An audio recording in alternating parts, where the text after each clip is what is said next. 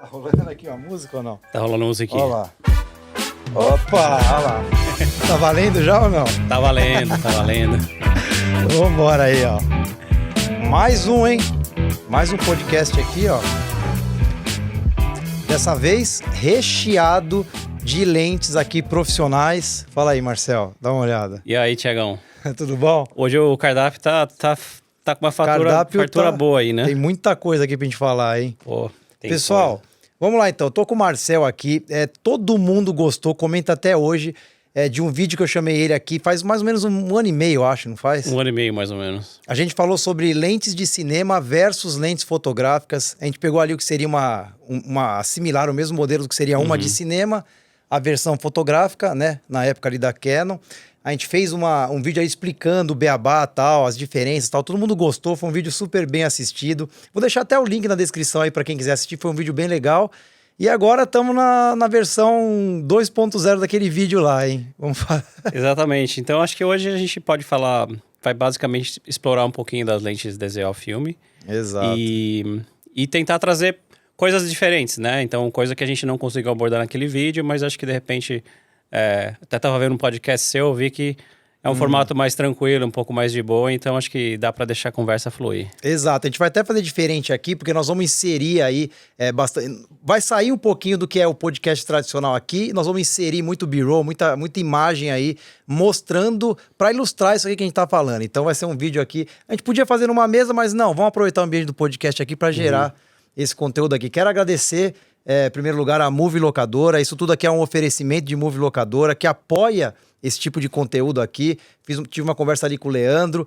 A gente entendeu que isso aqui seria legal e está sendo super legal esse tipo de conteúdo. Então, valeu mesmo, Movie Locadora. Vou deixar o link na descrição. A Movie Locadora está expandindo aí para diversas outras capitais aí do Brasil. Fique atento aí, dá uma olhada na descrição que você vai conhecer melhor. Então, brigadão mesmo. Quero agradecer também a Royal Music aqui, que foi parceirona, disponibilizou equipamentos de primeira. Esse áudio maravilhoso que vocês estão escutando aqui foi graças à Royal Music, que é uma distribuidora da Rode, da Zoom aqui no Brasil. Então, brigadão mesmo. E, vambora aí. Vambora. Vamos lá. Primeiro lugar, se apresenta aí. Fala um pouquinho de você, sua trajetória. Eu conheço. Mas fala de novo, pessoal, aí, quem tá conhecendo agora, vamos lá. Bom, obrigado também, Thiago, pelo convite aí, é sempre bom falar contigo. A gente acabou, depois daquele vídeo, virando amigos, né? Então Pois a gente não precisa esconder isso de ninguém, né? Então acho que é interessante saber que a gente tá trafegando dentro dos mesmos círculos aí e dentro das... Né, muitas empresas em comum e muitas parcerias. Se encontrando diversas vezes aí por ocasião e, inclusive, não tem como não ficar amigo de gente que a gente... combina e gosta. E aí minha trajetória, para quem não conhece, né, meu nome é Marcel Galo, comecei como especialista de produto na Canon. Na verdade, cara, eu comecei em 2009, vai vendo. Eu sou de Piracicaba originalmente, aí eu vim para São Paulo, né, fui para São Paulo, no caso a gente tá aqui em Sorocaba. E aí eu fui para São Paulo meio que para desbravar o mundo. Tenho formação em rádio e televisão, já tinha trabalhado em algumas produtoras no interior, eu fazia câmera, trabalhei com stills também.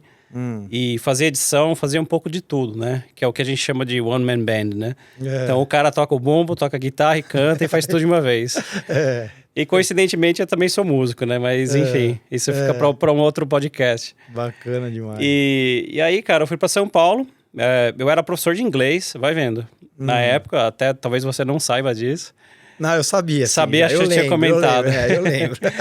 Eu era professor de inglês e aí mais ou menos dentro de uma semana já consegui um trabalho ali, um bico. Comecei a dar algumas aulas em São Paulo. E não demorou muito tempo, me chamaram da Canon para uma entrevista. Só que me chamaram para trabalhar como se fosse um call center, né? E aí até um ponto legal, porque assim, você vê a evolução das marcas, né? A gente tava falando agora há pouco, né? Que você pode ter uma parceria muito legal com a Canon. Verdade. Eu também tenho uma parceria muito legal, tanto com o pessoal daqui, de fora. Fiz muitas amizades, né? E aí, em 2009, eu entrei como atendente de call center. Olha só. Porque a empresa, vai vendo que curioso, eles estavam tendo problemas com a linha PowerShot deles. E aí, eles precisavam de um call center especializado aqui no Brasil, de pessoas que falavam inglês e tinham essa vivência no audiovisual, que era o meu caso. Tinha que conhecer dos equipamentos, conhecer do que estava falando. Exatamente. Né? E aí foi a primeira vez que a divisão de câmeras da Canon do Brasil, né, CDB, né, Canon no Brasil, começou oficialmente com a divisão de câmeras. Então, naquele momento, a gente tinha câmeras PowerShot, câmeras EOS, e eu peguei meio que toda essa evolução, nessa revolução, provavelmente você participou. Tem muita gente que a gente viu que participou dessa revolução, o Américo, Exato. o Ivo, o Davi, enfim. Tem uma galera que veio desse mundo HDSLR com a 5D Mark II. Isso. E aí eu era atendente de call center. Aí me especializei na linha OS. Com o tempo eu passei ali, foram 5 anos. E aí, depois de atendente, eu passei para coordenador do call center, depois eu passei para especialista de produto 1, especialista 2, e fui para a área comercial. Mas eu sempre continuei trabalhando com câmeras, né? Sou fotógrafo também, então, assim, isso é uma coisa que eu nunca vou deixar de fazer, né? É uma coisa que faz parte de mim. E depois de 5 anos da Canon, senti que era vontade aí de procurar um novo desafio. Fui para a Fuji, concorrente, mas não tão concorrente direta, que também estava indo muito bem com a série X. E foi mais ou menos quando eles estavam começando a crescer com a série X aqui no Brasil, em 2014. A introdução dessas mirrorless aí, essas máquinas, essas APS-C... E aí eu fiquei responsável, fiquei como gerente de vendas da série das lentes broadcast e das lentes de cinema. Então, por 5 anos eu fiquei responsável por toda a área de vendas das lentes broadcast da Fujinon no Brasil, na Argentina e no Chile. Então, eu era meio que o cara responsável para fazer apresentação, fazer demonstração. Então, assim, naturalmente, acabei transitando muito dentro de locadoras. E também muito dentro de sets também. Então, eu tenho muita experiência, né, vivência de set, não só aqui e fora, mas também fui por muito treinamento fora, muitas feiras. Inclusive, a gente estava falando de uma feira, a NAB, né? Se der tudo certo, a gente vai se encontrar por lá também. E aí esse meu background, né, essa minha história foi sempre mais pautada em equipamento e também na área comercial. Então eu tento fazer essa junção das duas coisas, né? Então a gente, né, vamos dizer assim, eu não estou vendendo uma caixa, né? Então esse é mais ou menos o conceito até da MCI. Hoje a empresa pensa em te atender em todos os sentidos e não só te vender uma caixa e acabou o relacionamento. Então você desenvolver o relacionamento, porque o mercado audiovisual, o mercado de cinema, o mercado de televisão é um mercado muito pautado em relações interpessoais. Então, a gente se conheceu e aí depois a gente fez uma parceria junto em outro lugar, agora a gente está fazendo essa parceria aqui. Então, eu acho que é importante eu sair bem das duas empresas. Então, eu tenho amigos até hoje lá na Canon, tenho amigos na Fuji. Saiu com as portas abertas ainda, né? Saiu para outros rumos, mas sempre dentro do segmento, né? Dentro do segmento. Então, eu fiz a faculdade em 2002 até 2005, então, malemar, uns 20 aninhos aí de estrada já tenho. Então, acho que vou poder compartilhar um pouquinho dessa experiência com o pessoal. E nada melhor do que ter produtos legais, né? Pra gente conversar, novas tecnologias. Eu sei que você é um cara muito antenado. E você não podia ficar de fora disso daqui.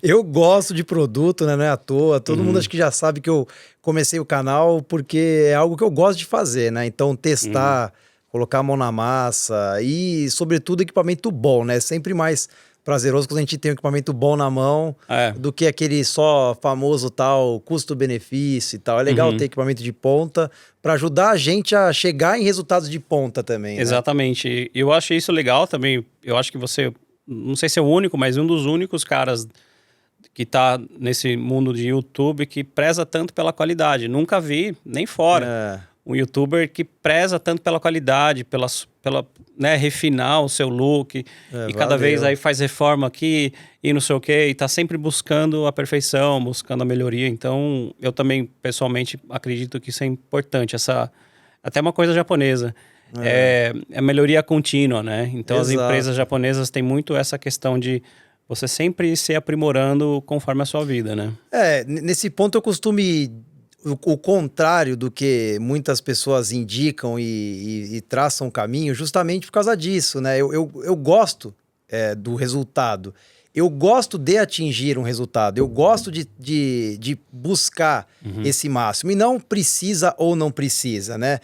O YouTube não te diz que você precisa colocar o melhor do melhor, mas quem coloca provavelmente é porque gosta, não é porque a plataforma está precisando ou está exigindo. Só que nisso volta a meu favor, porque mostra o quanto diferenciado fica o trabalho, né? Então eu sempre digo, muitas vezes aquele produto ali que é o custo-benefício, ele pode resolver, porque antes você ter para fazer do que você não ter, mas o natural das coisas é você se especializando e você melhorando seus equipamentos para, através da sua especialidade toda, atingir resultados melhores. Então não adianta, a gente começa com algo provavelmente de base e depois vai alavancando. Por isso que eu costumo dizer, não tem fim. Fiz até um vídeo recente com o título assim, sempre tenho que melhorar, e espero que não parei ainda e continue. Legal. É isso aí. E aí, falando um pouquinho da DZO Filme, né? Como a gente já sabe, falei que eu faço parte da MCI, sou, né, a parte comercial, então o que basicamente eu estou tentando sempre fomentar o mercado. Mas é uma pegada comercial, como eu falei, não é de vender caixa, né? De vender uma solução e vender um relacionamento. Também, aproveitando em primeira mão, a MCI já tem uma assistência técnica em São Paulo, então hoje a gente consegue já dar suporte e assistência técnica para todos os produtos que são comprados via MCI Brasil. Então é interessante porque a gente está tendo o retorno dos clientes, o pessoal entendeu que é muito importante ter uma assistência técnica, uma base. E além da assistência técnica, Tiagão, a gente tem também a parte, um estoque. Então quem quiser comprar um produto, por exemplo, está em São Paulo, liga pra gente está lá, entendeu? Então horário comercial, segunda a sexta a gente vai estar lá para atender também, para quem precisar. Para quem me conhece já sabe que eu tenho uma parceria com a MCI também, né? E a gente vai ajustando e melhorando as parcerias conforme vai passando o tempo, né? E a ideia, o que eu vi de importante especial na MCI é que ela escolhe produtos, vindo de frente com o que nós estamos falando aqui, ela escolhe produtos de ponta, produtos de categoria para trabalhar. Então, só nisso você já começa com tudo a seu favor. Né? A ideia é ter um portfólio interessante, né? Mas, ao mesmo tempo, atender os diferentes nichos de mercado. Isso. Então, hoje eu atendo muito mais contas grandes e contas médias, né? Eu atendo alguns clientes finais, sim. Tenho um relacionamento com diretores de fotografia, operadores de câmera. Mas o meu foco principal é emissoras de televisão e locadoras. Certo. E aí, aproveitando o gancho, essas lentes da DZO, por que a gente falou, vamos trazer? Não é... A gente faz todo um estudo. E a gente viu que existia um hype, né? Existia uma curiosidade muito grande do mercado em saber quem que é essa empresa chinesa, que normalmente é mais ou menos como no LED, né? Então, você acompanhou um pouco a evolução do LED. Exato. Conversou até com o Thiago esses dias. Hoje, a luz LED, né? A gente está sendo filmado aqui com as luzes da Aptio, a gente viu o salto de qualidade que elas tiveram, né? Então, as empresas chinesas hoje, elas são muito sérias em termos de pesquisa e desenvolvimento. São empresas que... não é uma empresa que só quer vender e acabou. Hoje as empresas já sabem que a gente tem que ter o pós-venda, que a gente tem que ter peça de reposição, que a gente tem que ter treinamento. E quando a gente escolhe para trabalhar uma marca, a gente faz toda essa leitura de mercado. A gente vê principais concorrentes, a gente vê qual o preço que vai chegar no Brasil, se faz sentido ou não. Então não adianta a gente trazer uma lente de, sei lá, $30.000 e vai chegar aqui a R$300.000. Pode ser que não tenha mercado, é muito provável que não tenha mercado. Então, perfeito. Até a gente compartilhou, tem um gráfico, depois se você puder inserir, a gente fez um comparativo, Thiago, de quanto fica se você comprar uma dessas lentes aqui na BH, pagando frete, pagando imposto, vai dar uma diferença de 9%. Então, 9% para você ter assistência técnica, nota fiscal, você consegue sair e voltar do país tranquilamente, você pode fazer um seguro, você pode parcelar essa compra, você pode ter desconto na vista. E outra coisa que é legal, a gente está com estoque no Brasil. A diferença não compensa, né? Não Quer compensa. Dizer, eu sempre digo isso para muita gente, né? Porque trazer de fora, às vezes você traz ali um negocinho, alguma coisinha pequena, aquela coisa que cabe no bolso, num canto de uma mala. Mas quando a gente começa a falar de equipamento maior, pesado, mais caro, assim, não tem como passar batido. Vai pagar imposto de qualquer maneira. E você tem riscos ainda, porque você nem sabe qual vai ser a interpretação ali do fiscal. Você pode tomar mais. uma multa, você pode pagar 100% de multa. O pessoal sabe aqui, quem tá no meu Close Friends aí sabe, eu sempre falo isso. Equipamento, principalmente tecnológico, assim, que existe muita eletrônica no meio envolvido e é caro, eu não arrisco, sabe? Eu acho que vale a pena procurar alguém que traga ali num preço justo, que consiga e que tenha tudo isso aí dentro do Brasil do que ficar comprando de fora. Porque depois... E aí? Né? Eu tive até uma experiência agora com um drone que eu tava voando ele despencou do ar perto de mim, na minha garagem, despencou do nada. Foi a segunda vez que eu tive essa experiência e a segunda vez... pela FlyPro, que é uma revenda oficial tal no Brasil, que eu tenho parceria. As 2 vezes a DJI já acusou que foi falha no equipamento, tá mandando outro novo. Seriam 2 produtos que eu teria perdido totalmente se eu tivesse trazido de fora, porque a garantia ela não é mundial, igual a Apple. É o famoso assim. Barato sai caro, né? Não adianta, né? É um clichê, mas a gente sempre fala, cara, faz a conta porque às vezes não vale a pena. E aí entrando, né, da DZO Filme, é uma empresa chinesa, então... Faz tempo que ela tá no mercado? Ela tá no mercado, eu acho que faz uns 5 anos, mais ou menos, 4, 5 anos. Isso aqui seria os diferentes produtos. Nós estamos com a linha completa aqui, nem tudo está sendo mostrado aqui, mas nós estamos com a linha completa aqui hoje ou tem ainda coisas diferentes aí? Ainda tem mais coisa. Ainda tem mais coisa. Então, assim, a DZO, falando um pouquinho do DZO Filme, da história dela, eles são uma empresa que são da China, e é uma empresa que começou fazendo um kitzinho de lentes mais básico para câmeras micro 4/3. Então eram lentes mais de plástico, não era um acabamento muito profissional. Então, no começo, eu mesmo não botei muita fé. Assim, eu falei, legal, mas ainda tem muito chão. Quando eles saíram com essa daí, inclusive que você está mexendo, Thiagão, é a Vespid. É a série Prime deles. Essa série Prime, né? O que é Prime? São lentes fixas. Nós estamos com um kit de 10 lentes aqui, né? 10 lentes fixas. 10 lentes fixas. Então, você dá para ter uma ideia o quanto a empresa, né, só nessa linha de lentes aí, eles já investiram em pesquisa e desenvolvimento. Então, a gente vai do 16 até o 125. E aí, os diafragmas vão mudar entre 2.8 e 2.1. Então, são lentes muito luminosas, né? Então, T2.1 e T2.9. Para quem não lembra, né, F e T é aquela relação. A gente pode falar de novo, acho que faz parte, o podcast aqui tem tempo para falar, mas aconselho fortemente a assistir aquele vídeo, voltar no vídeo anterior, né? Porque a gente explica aquele detalhe mesmo para quem não faz ideia do que nós estamos falando aqui de f-stop, t-stop, mas pode falar, acho então, que são lentes claras, né? Todas elas, a gente tem lentes fixas e lentes, né, Prime ou fixas, é a mesma coisa. E a gente eu tenho na cabeça que eu costumo chamar lente fixas de lente Prime, tá certo? Ou existe alguma diferente? Nem toda lente Prime é fixa, não, nem toda tá perfeito. Fixa. Então, lente Prime... Pode falar, eu sempre falei assim mesmo. E lente zoom, que aí não tem muito o que falar. Isso. Na verdade, a ideia, então, deles foi ter diferentes séries dentro da marca, né? Então, uma vez que eles fizeram esse rebranding, até o logo eles refizeram. Então, eles refizeram toda a identidade da marca, mas eles fizeram também vamos dizer assim, reviveram a marca. Então, eles trouxeram uma marca hoje que já é mais forte, já é aceita no mercado mais high-end, né? O mais profissional. Eu tô vendo aqui, assim, peso, qualidade, construção, o deslize aqui do anel, já mexi com muita lente, né? E isso aqui tá de primeira. Então, a gente pode fazer um breve, né, um overview aí, um breve apanhado de features sobre os modelos, né? Então, a gente pode começar com aquela ali do meio, que é a linha Pictor. A linha Pictor... Essas mais altas aqui. Essa daqui, ó. Nós vamos mostrando também vamos colocar os inserts, né? E os B-rolls.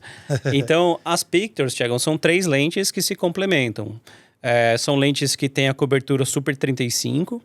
E o legal é que a DZO, quando você compra o kit, inclusive com a gente também, quando você compra o kit, a gente já vai mandar o kitzinho de troca de mount, né? O troca da baioneta. Certo. Então, se você comprar as lentes PL... Dentro da caixa já vai um kitzinho de ferramenta e um kitzinho com a baioneta EF, se você tiver no ecossistema EF. Você não precisa escolher entre EF e PL. Já faz parte dela.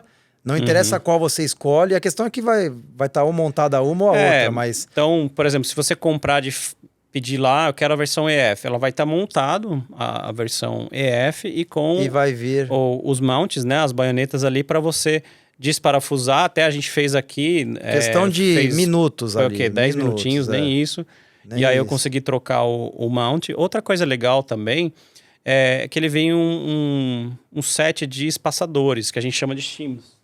Certo.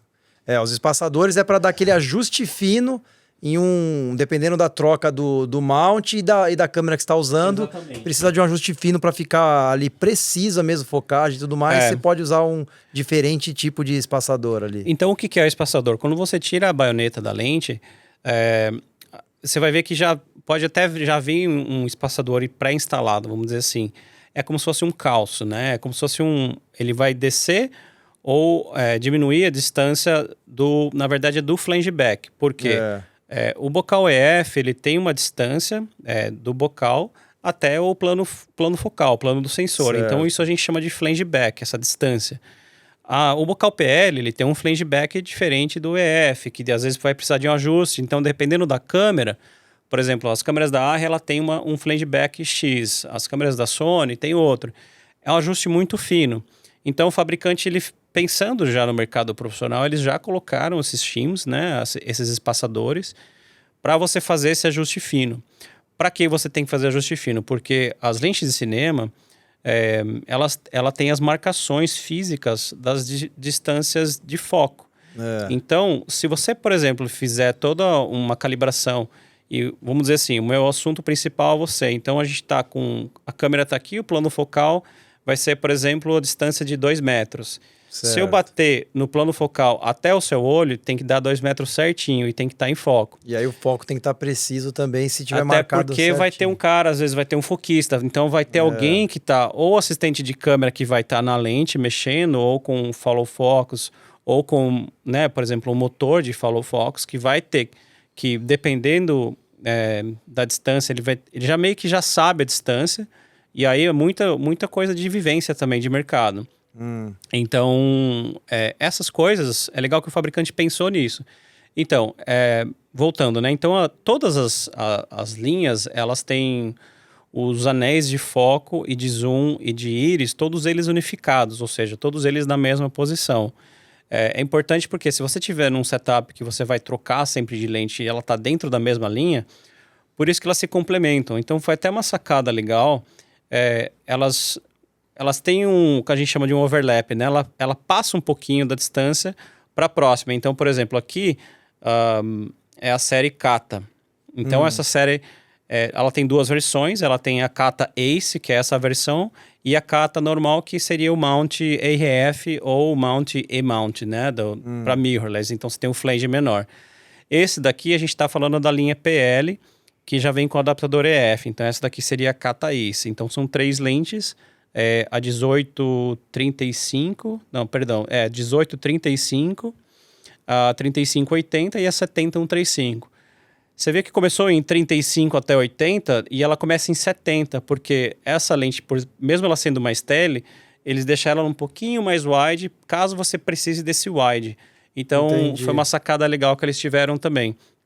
E aí, então, com as 3, você chega no range mínimo de 18 até 135. No Super 35mm, né? Essa daqui, a Kata, é full frame. Ela já é full frame. Essa é full frame. Então, aquela que a gente estava falando, a Pictor, que são 3 lentes também, ela é Super 35. Tá. Você mudou para outra aqui. Perfeito. Então, essa é a Pictor, ela é Super 35, ela é mais acessível, né, de todos os kits, porque você vê a diferença de tamanho, né? Então, a lente full frame, ela vai ser uma lente mais cara porque você precisa de mais ótica. Tem que ter a ótica para cobrir o sensor full frame inteiro, não tem como evitar a parte física maior, né? O papo de lente é sempre esse, sempre você vai esbarrar na física. Então, a gente acho que falou da última vez sobre design de lentes, né? Todo mundo queria ter uma lente 10.000 que fosse 1.0. E pequena. Mas isso fisicamente é impossível. Certo. Então, as leis que regem o desenvolvimento da física da ótica são diferentes das leis que regem, por exemplo, o desenvolvimento de sensores. Certo. Que você consegue ter nanopartículas, então você consegue ter cada vez partículas e peças menores. Então você consegue fazer câmeras menores. Mas lentes não tem como, cara. Lente é física, não tem como fakear, não tem como... Não tem boi, cara. E por isso que é bom também, porque é um investimento que muitas vezes é pro resto da vida, né? Isso aí da compatibilidade é muito legal, porque hoje em dia existem câmeras, que nem a C300 Mark III, C500 Mark II, que você troca o bocal PL por um bocal EF com 4 parafusos nela, né? Mas não são todas as câmeras que são assim. E você tem a possibilidade de você fazer praticamente o que tem ali na câmera, só que na própria lente, na boca da lente, você trocar o mount ali em 10 minutinhos, você resolve um problema de ter mais compatibilidade com câmeras. Sabe outra coisa legal também? É um investimento bacana que não são muitas lentes que tem esse tipo de... Não troca, são todos né? fabricantes que permitem. Assim, muitos fabricantes eles vão te dar a versão PL e acabou, que é o padrão para lente cine. Mas é interessante que eles tiveram essa leitura de mercado e viram que é um produto destinado tanto para operador, ou seja, a pessoa que tem a sua câmera às vezes vai comprar um kit desse.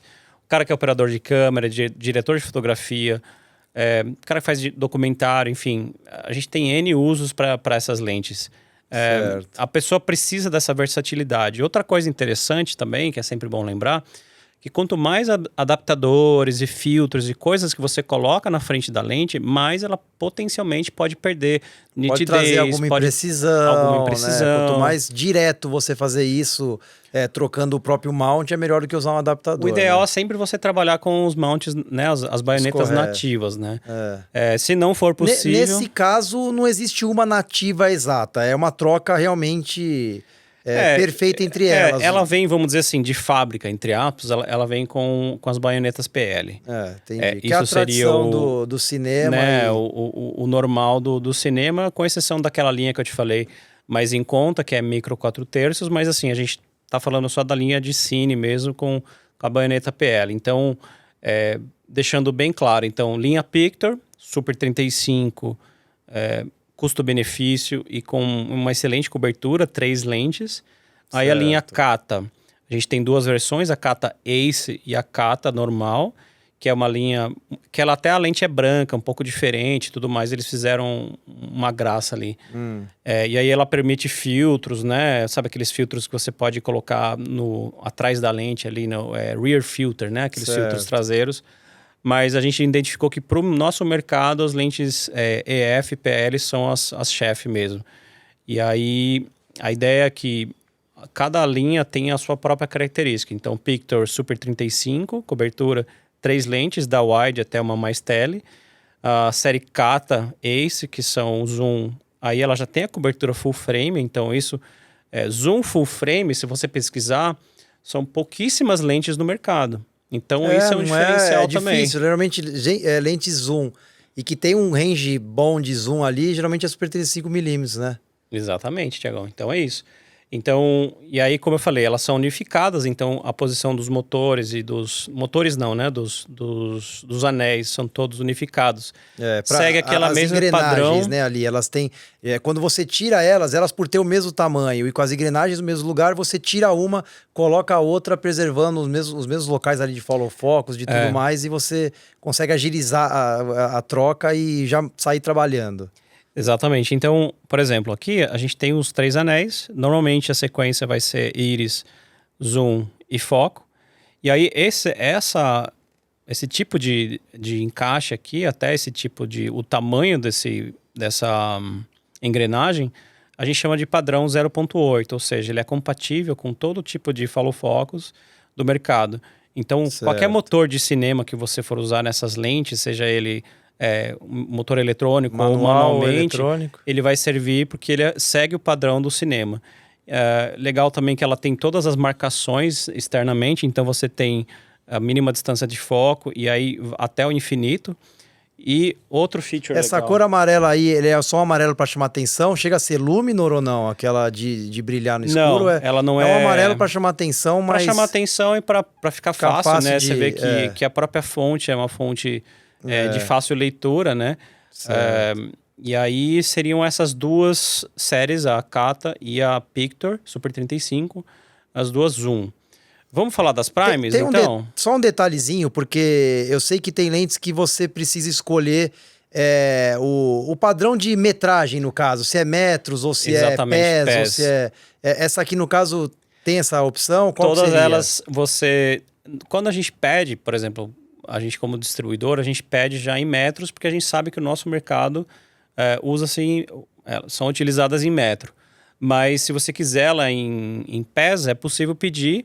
E nós, como assistência técnica, também, por exemplo, se alguém comprou fora e, putz, ela está em pés, eu quero trocar para metros, eu posso fazer essa troca também. Mas é uma troca que tem que ser feita na assistência técnica. Mas então existe as duas formas e a padrão, se não pede, seria metros, porque aqui no Brasil. Aí eles dividem por continente, né? Então, geralmente, Europa e América Latina, se eu não me engano, Ásia também é pés, metros.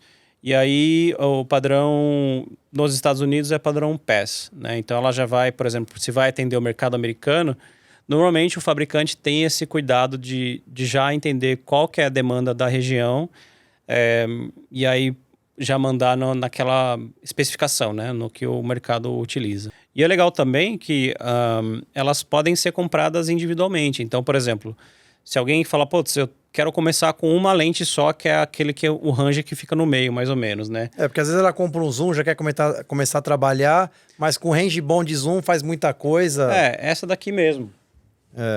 A 3580 é uma lente... E aí outro destaque também, todas as zooms da DZO, elas têm abertura fixa, não tem abertura variável.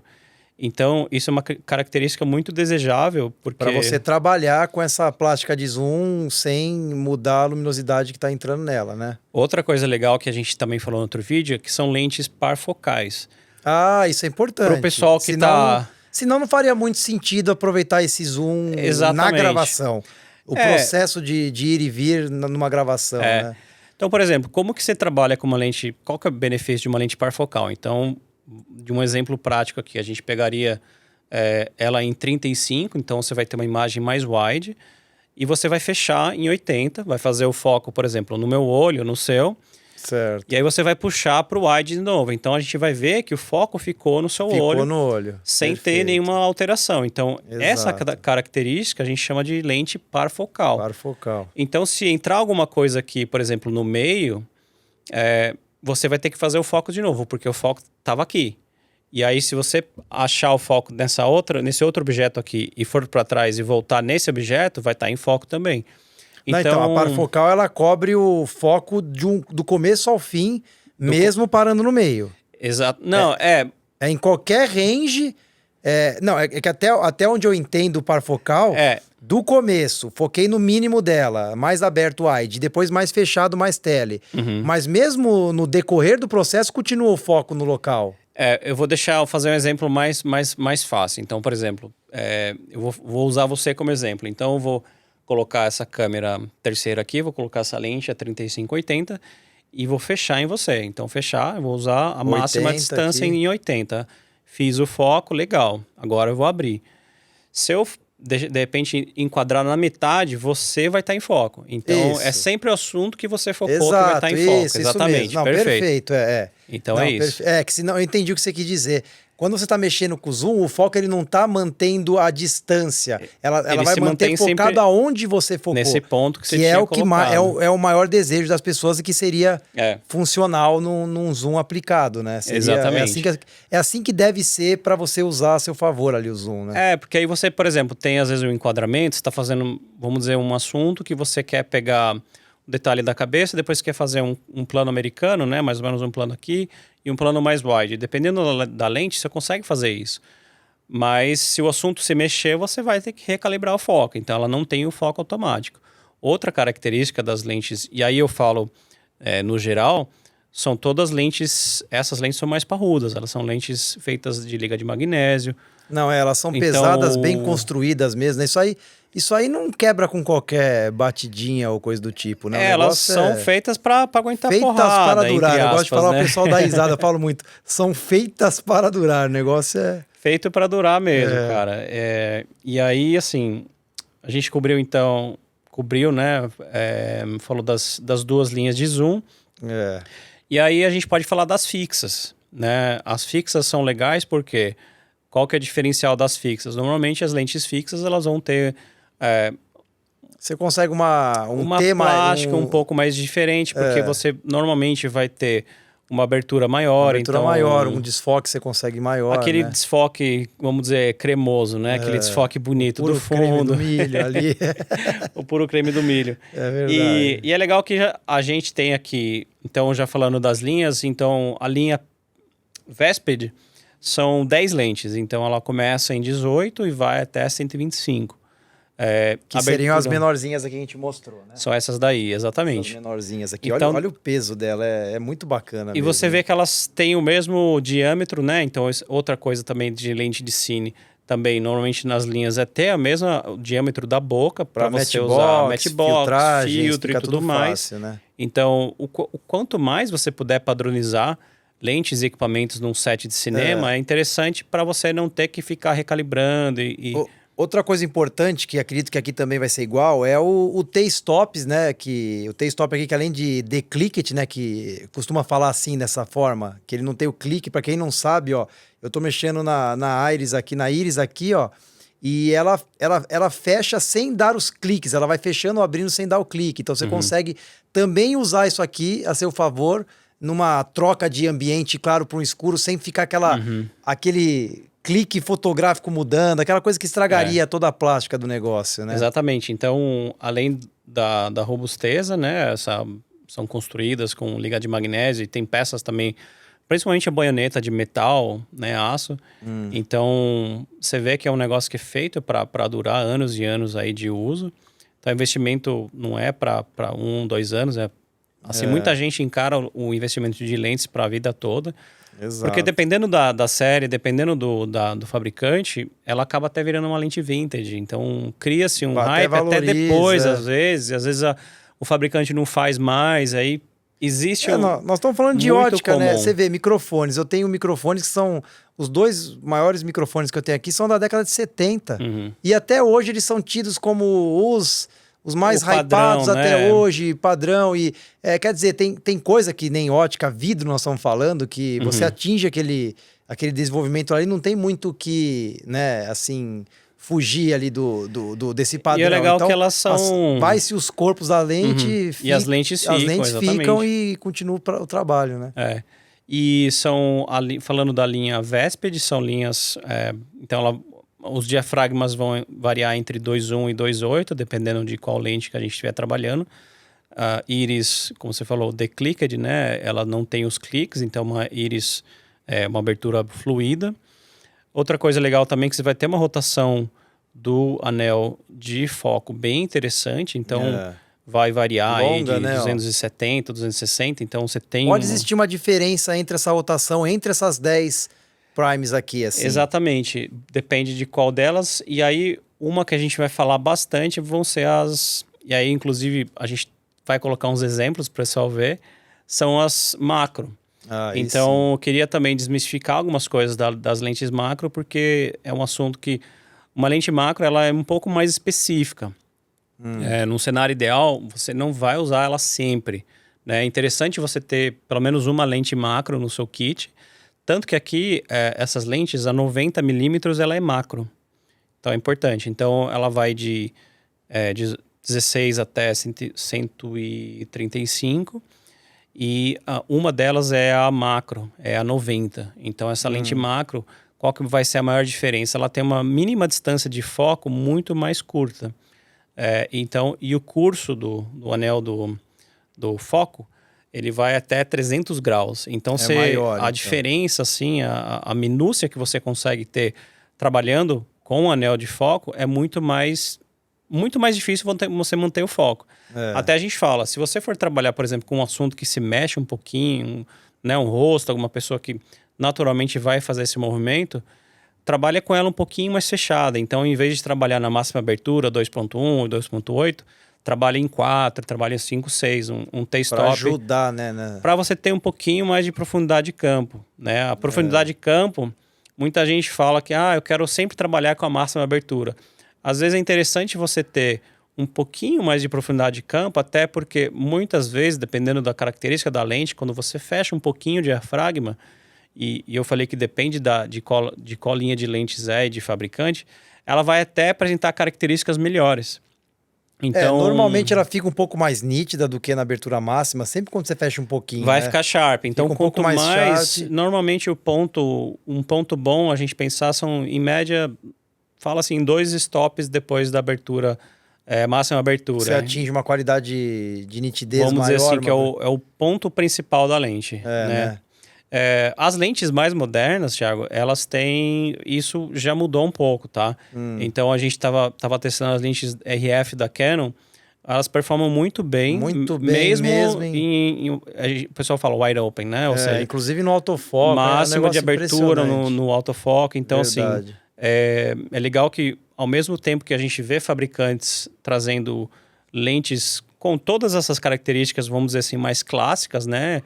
É uma lente mecânica, uma lente mais totalmente manual, mas você vê fabricantes também indo para uma linha de lentes mais inteligentes, né? A própria Canon com o RF, o Bocal RF, foi uma mudança de paradigma dentro da empresa. Eu falo, né? Trabalhei lá e eu sei que para fazer qualquer mudança desse tamanho uma decisão muito grande. Exato. Então... Só que, claro, o Mount RF trouxe muitos benefícios. Então, você tem um flange menor, você já não tem espelho. Tamanhos menores de lentes, né? Lentes menores. Então, a gente estava comentando da lente 2870 f2. Que é bem incrível, né? Várias primes em uma única... Eu considero ela uma fixa variável. Impressionante. Não é uma lente zoom, é uma fixa... Em tem testes várias que eu fixas. cheguei a fazer aqui, ela se comportou como... Ela chegou a passar a melhor lente que eu tinha aqui. De lente fixa. Então, ela realmente pode ser considerada várias lentes fixas em uma só ali. Ela é impressionante. Claro que ela tem um preço um pouco mais elevado, mas tudo isso tem que ser levado em consideração. Se você tem a capacidade de comprar uma lente dessa para fazer um número maior de trabalhos, né, e ter diferentes ângulos e tudo mais, perfeito. Uma lente meio que vai resolver tudo. Mas no cinema, o pessoal gosta dos kits porque... Normalmente trabalha-se também com mais de uma câmera no set. E aí, puxando o gancho, né, delas serem unificadas, do mesmo tamanho de anel de foco, rotação. Outra coisa interessante também é o color, é a cor dela, colorimetria. É isso que eu ia perguntar. Ela puxa para algum look? Ou ela não tem um look, uma assinatura dela? Ela é mais puxando a neutralidade para o cara trabalhar a cor depois, numa pós? Então, até em contato, é legal que por a gente também vender, a gente acaba tendo contato com o fabricante. E aí eu vi que, assim, qual que é a filosofia deles, assim, né? E aí eu vejo que é um comentário meio que padrão, que tem circulado nos reviews, tanto aqui quanto fora. São lentes que têm características modernas, mas elas não são muito clínicas. Então, ela é sharp, mas elas não são tão sharps, né? Tão nítidas ao ponto de você falar assim, nossa, eu vou ter que colocar filtragem, vou ter que tirar um pouco de nitidez, por exemplo. Entendi. Então, ela naturalmente, né? Nos testes você vai poder ver isso, com exceção das macros, que são mais sharp mesmo, e aí é uma característica da lente. Normalmente, macro acho que já tem uma característica de ser mais sharp, né? Exatamente. As outras lentes, as Vespid, as Cata e as Pictor, todas elas têm uma cor mais balanceada, elas têm um contraste interessante, elas têm uma nitidez boa, mas não é exagerada. E ao mesmo tempo, se você tiver, uma coisa que o pessoal já me perguntou, por exemplo, se eu estiver gravando com uma lente zoom ou duas zoom, por exemplo, as duas Cata, e umas duas fixas, por exemplo, uma fixa uma mais wide e uma mais tele, por exemplo, uma mais retrato, uma 85. Elas cortam bem entre si. Então, a diferença de cor entre séries e entre as próprias distâncias focais é mínima e praticamente Então, imperceptível. entre as séries, você também combinam legais. Elas sim, elas têm meio que um coating muito parecido. Com exceção agora, até falando das linhas, então eu falei da Vespid, que são 10 linhas, 10 lentes. Eles lançaram uma Vespid retrô. Então, essa Vespid retrô, ela ela tem alguns coatings e alguns até ausência de alguns coatings para incentivar a produção de flares e ter distorções que são Aí sim pedidas. atingir um look, então, diferente. Então, assim, porque... essa série retro, ela é realmente com essa pegada, de ter uma pegada mais de lente retrô, mais de lente antiga. Então, os coatings são diferentes, algumas coatings eles não acabam nem fazendo, o polimento é um pouquinho diferente, mas essencialmente é a mesma ideia. Então, você começar em 16 e até 135, né? 10 lentes também nessa linha. Não sei se já lançaram todas, mas pelo que eu entendo, eles vão lançar todas dessa série também. Então, a série Vespid das Primes.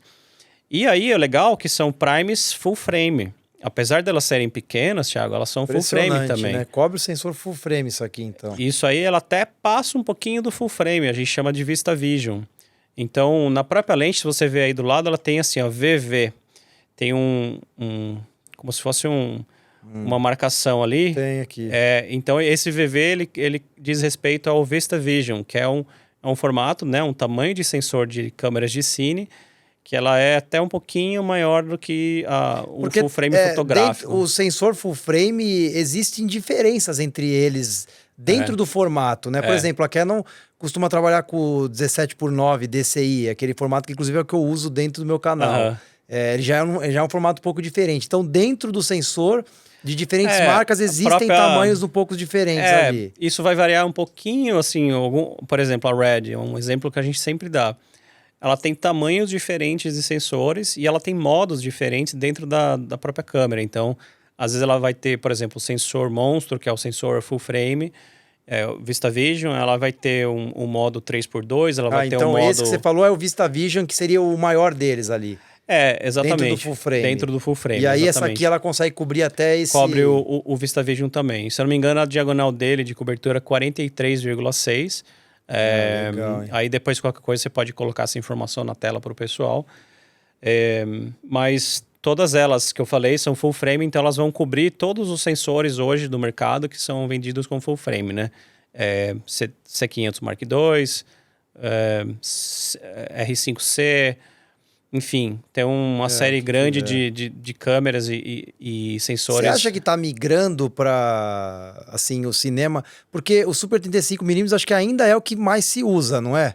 Inclusive agora foi lançado uma Alexa 35, acabou de lançar, quer dizer, para inclusive quebrar essa história de que não, agora tudo vai vir full frame. Não é bem assim, né? Full frame é muito aceito ainda, então totalmente normal.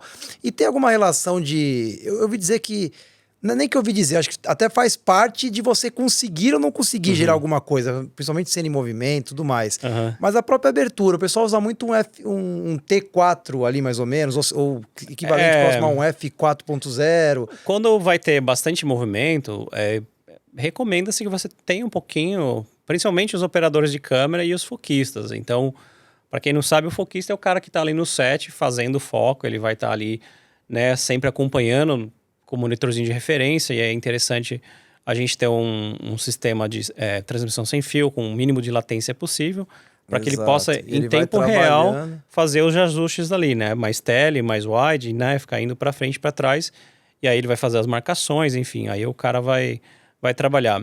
E aí, usando o seu gancho, né, de full frame e Super 35, o que eu vejo que é a tendência hoje? São os dois formatos, né, os dois padrões caminharem juntos. Então, você vai ver que vão haver desenvolvimento de câmeras em Super 35, como você muito bem mencionou, a Alexa 35. A Alexa 35 foi uma questão de coisas, né? Uma série de fatores que motivaram o fabricante, até falei com eles em uma feira, por que vocês lançaram uma câmera Super 35? Muito foi também para atender o Netflix, a demanda de ter a resolução, porque a Alexa, a Mini, ela não chegava dentro dos padrões que até então eram pedidos pela Netflix, né? A Alexa não é de ter alta resolução. Porque a pegada deles 8K, latitude, é uma outra coisa, né? Assim, o cinema high-end, ele não, vamos dizer assim, ele não liga muito para cá. Exato, é outra coisa. É mais de textura, é mais de você ter um range dinâmico maior. Então, assim, nesse aspecto, a Arri sempre se manteve fiel à origem dela, de ter uma câmera muito boa, muito parruda, com o máximo de range dinâmico.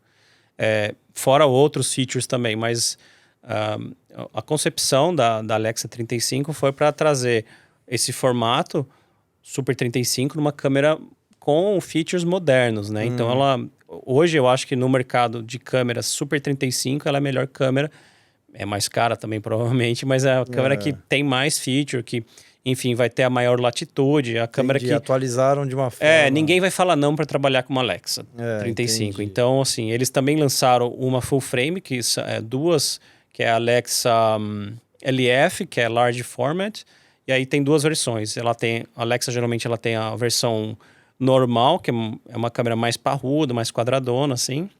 E agora eles entraram nesse segmento mini, né? Que é uma câmera que tira... Que no fim foi aceita... Era para ser uma câmera B, virou uma câmera A de muita gente, nem eles esperavam, né? E aí o formato, Thiago, a gente vê que o formato full frame tem as suas vantagens e o formato Super 35 também. Outra coisa que a gente tem que pensar também é que tem muita ótica Super 35 no mercado. Exato, então, já está consolidado, né? Existe um parque de lentes muito grande e lentes excelentes que ainda vão ser utilizadas ad infinitum, assim, né? Então, vão ser utilizadas meio que para sempre.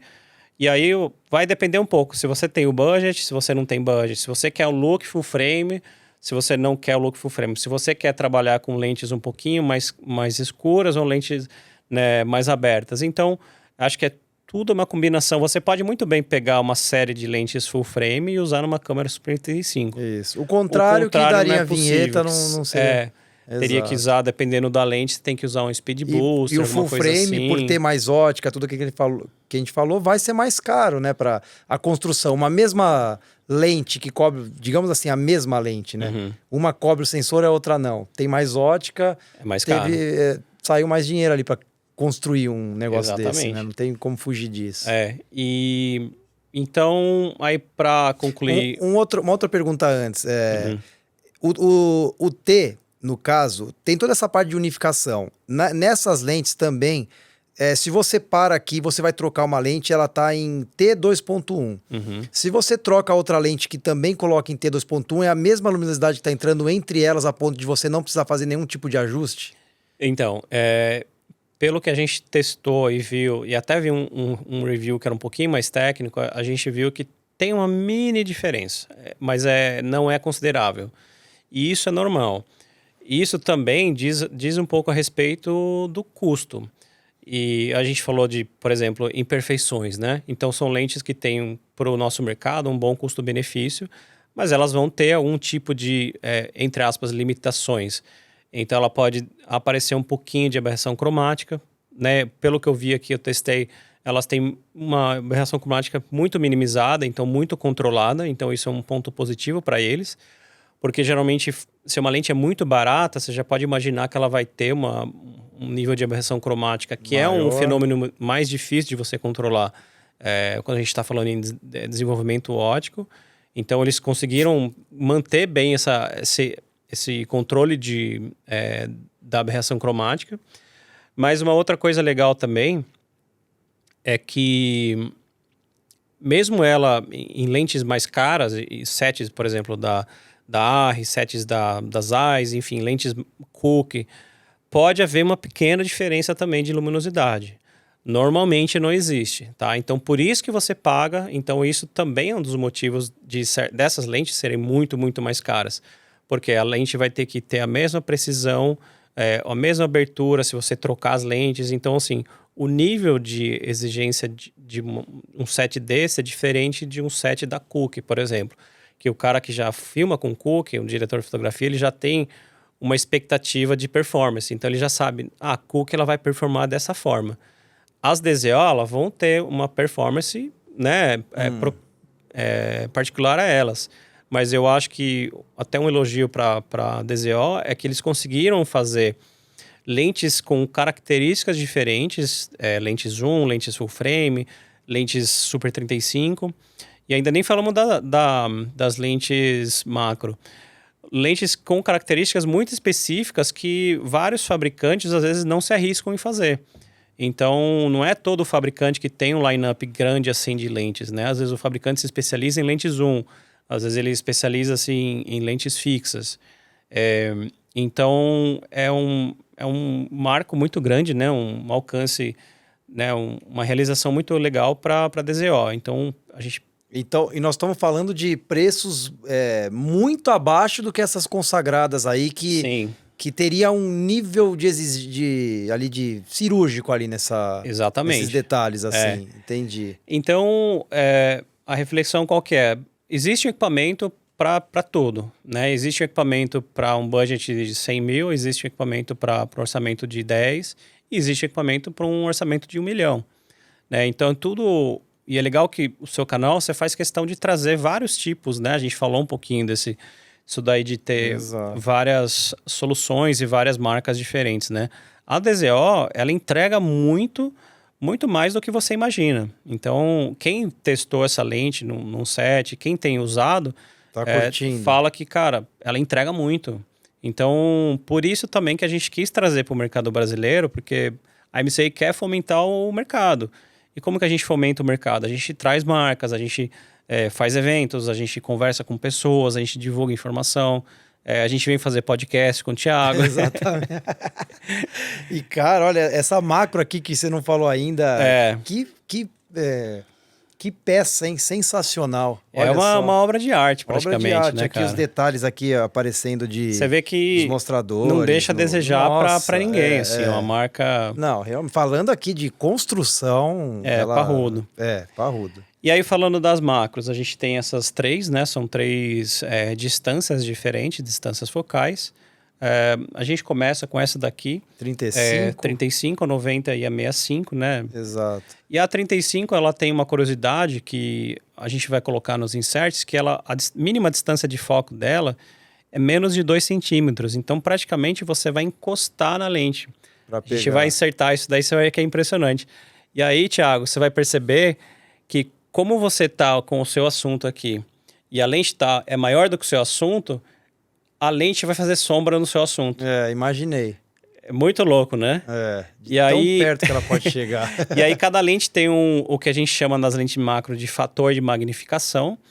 Quer dizer que o quê? Se você filmar um objeto de 10 centímetros, ele vai ter uma magnificação de X. Ele parece que é maior, Ele vai parecer que é maior. Se eu não me engano, a 35 ela é 1.33. A gente vai colocar as info e as specs aí no vídeo. Mas é basicamente isso. Então, você vê que ele realmente é uma lente muito de um nicho específico, né?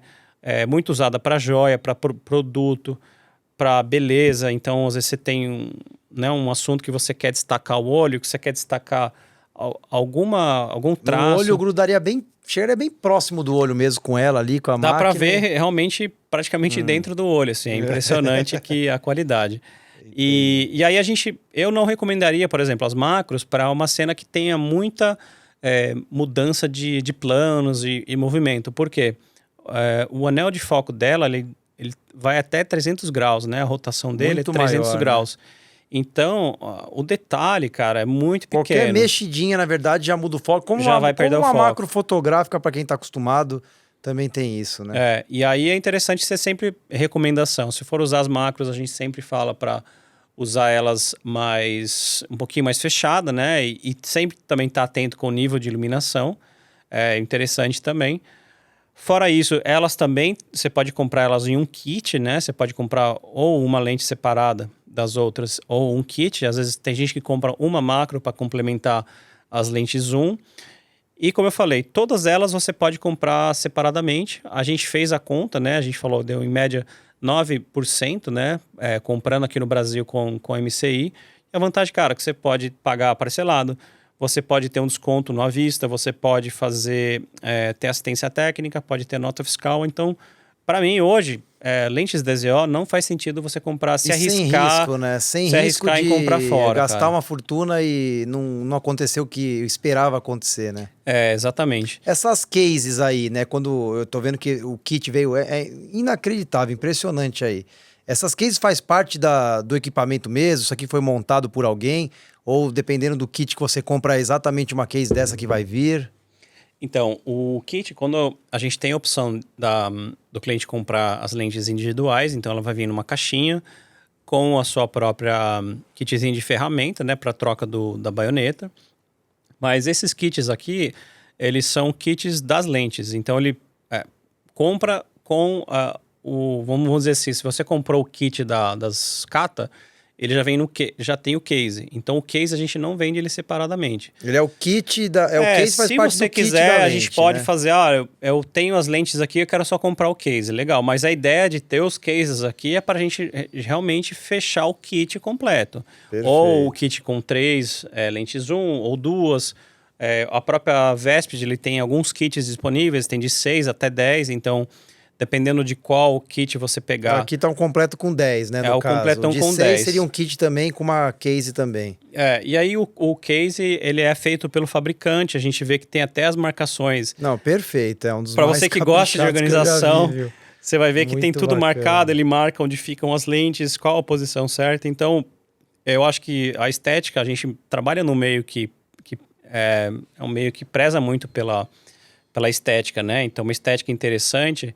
vai trazer mais atração, vai tornar seu produto mais atraente, né?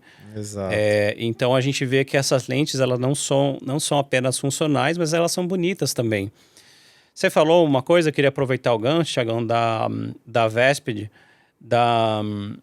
qual que é mais ou menos o design delas, assim? Eu acho que elas se inspiraram nas Ultra Prime. É um kit Super 35 bem clássico da ARRI. Que são lentes que tem um look muito específico, né? Um look mais... elas são sharp, mas elas não são super sharp. Mas, ao mesmo tempo, ela tem um look muito específico, assim, mais cine. Então, vamos dizer assim, o coating dela, ele puxa mais pro vermelho. Então, ela é um look um pouco mais cara de drama, uma coisa mais cinematográfica mesmo. Entendi. Então, eu gosto bastante do look dela. Perdão, eu falei das Zeiss, né?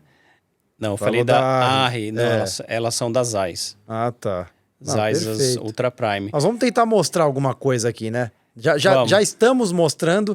Se estamos mostrando é porque deu certo. Acabando aqui, nós vamos filmar bastante coisa aqui para ir testando elas aí e mostrando para vocês, que acredito que já foi mostrado muita coisa aí. E aí, aproveitando pra gente dar os agradecimentos, né? Eu também queria pessoalmente te agradecer a MCI também, mas agradecer a DZO também por ter disponibilizado as lentes através de parceiros. Então, a gente tem lentes aqui da Bucareste, a gente tem lentes da Senecam, a gente tem lentes da Monstercam. Então, são todos parceiros, a gente sempre fala em parceria, né? Então, apesar de eu ser uma revenda, a gente tem parceria com locadora também, então agradeço muito todo mundo das locadoras, da Monster, pessoal da Bucareste, que é uma escola de cinematografia em São Paulo também.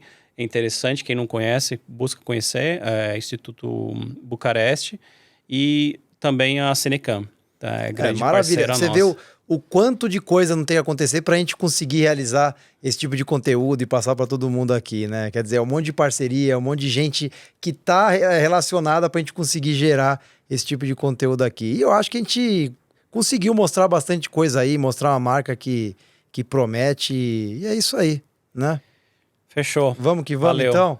Pessoal, mais uma vez, brigadão a todo mundo, MCI, parceirona aqui do canal.